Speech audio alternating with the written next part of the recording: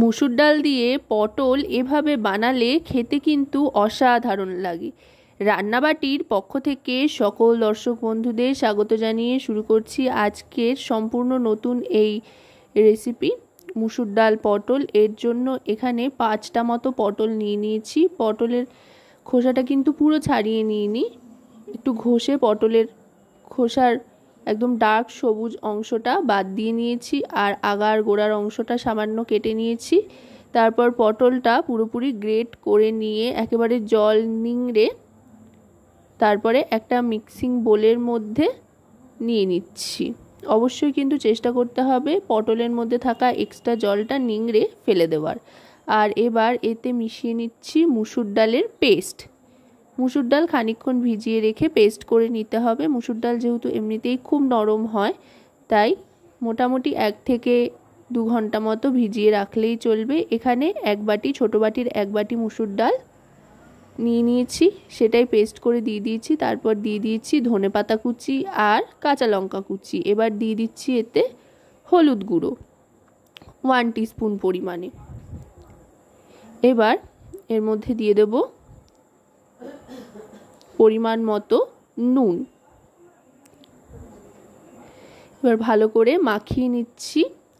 এতে খুব বেশি মশলাপাতির ব্যবহার করছি না, যেহেতু মুসুর ডাল রয়েছে। মুসুর ডালের কিন্তু একটা আলাদা স্বাদ থাকে, তাতে করে এটা খেতে বেশ টেস্টি হবে। এটা মাখা হয়ে গিয়েছে। এবার কড়াইতে সাদা তেল গরম করে নিয়ে বড়ার আকারে ভেজে নেব। একটু বড় বড় চ্যাপ্টা চ্যাপ্টা করে ভেজে নিচ্ছি। আপনারা চাইলে আপনাদের পছন্দ মতো যে কোনো আকৃতি দিতে পারেন, ছোট বড় বা গোল বা এরকম চ্যাপ্টা।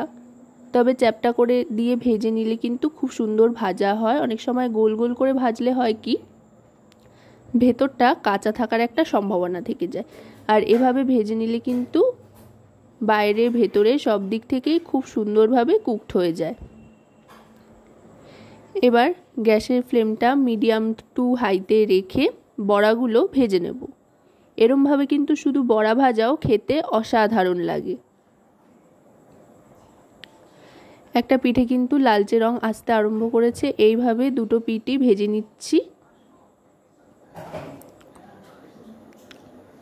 খুব বেশি কড়া ভাজা করব না, যেহেতু আবার গ্রেভিতে দেব, তাই হালকা ভেজে নিচ্ছি। গ্রেভিতে দিলে অনেকটাই সফট হয়ে যাবে। দেখুন এগুলো কিন্তু মোটামুটি ভাজা হয়ে এসছে।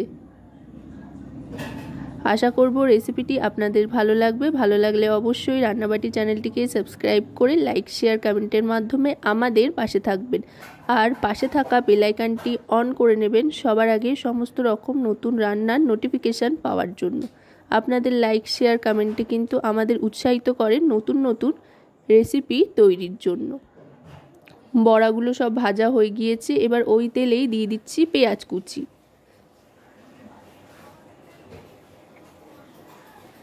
পেঁয়াজ কুচিটা দিয়ে ভাজতে থাকতে হবে। পেঁয়াজটায় একটু গোল্ডেন রং আসলেই তাতে দিয়ে দিতে হবে রসুন কিমা আর আদা কিমা। এবার রসুনের কাঁচা গন্ধটা যাওয়া পর্যন্ত ভেজে নেব। এবার দিয়ে দিচ্ছি এতে টমেটোর টুকরো।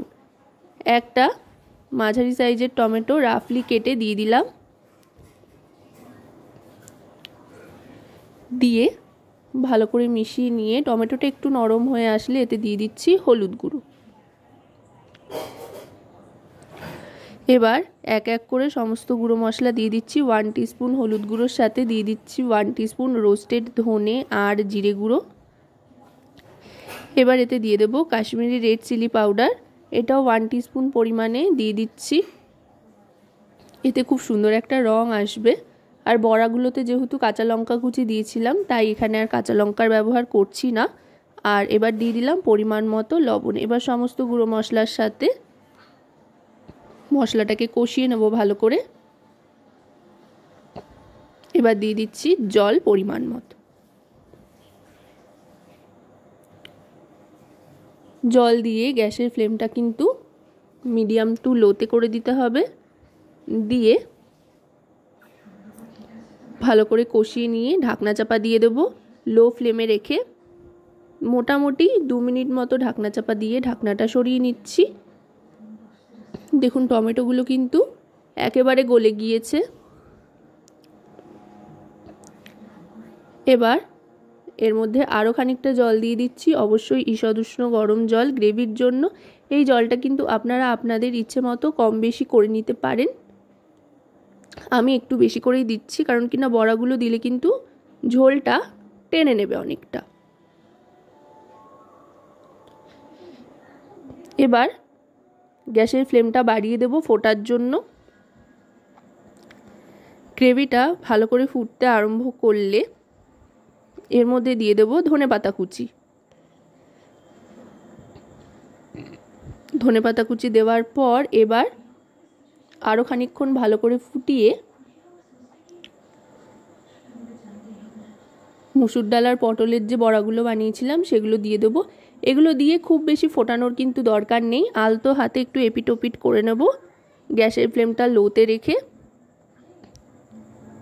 তারপরে 1 মিনিট মতো স্ট্যান্ডিং টাইমে রেখে সার্ভ করে দেব খাওয়ার জন্য। রেসিপিটা কেমন লাগলো জানাবেন।